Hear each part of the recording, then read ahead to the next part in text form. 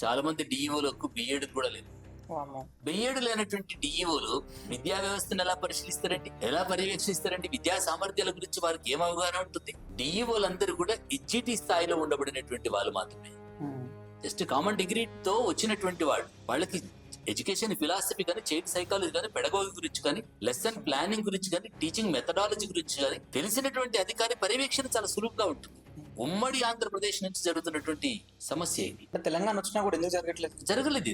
Group 1 recruitment జరగలేదు. విద్యా వ్యవస్థలో గతంలో ఉమ్మడి ఆంధ్రప్రదేశ్ లో డిప్యూటీ డివోస్ ఉండేవాళ్ళు. ఇప్పుడున్నటువంటి దాంట్లో డైట్ లెక్చరర్స్ గా పనిచేస్తున్నటువంటి వాళ్ళకి అడిషనల్ ఫుల్ ఛార్జ్ గా ఇచ్చారు. ఎఫ్ఏసి గా ఫుల్ అడిషనల్ ఛార్జ్ గా డైట్ లెక్చరర్స్ గా పనిచేసేటువంటి వాళ్ళకి డిఓలు గా ఇచ్చారు.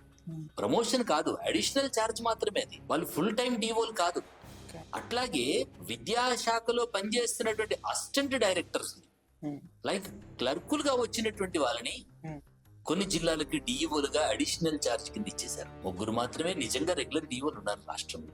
కొన్ని జిల్లాలకు ఏకంగా డిఈఓ పోస్టే లేదు.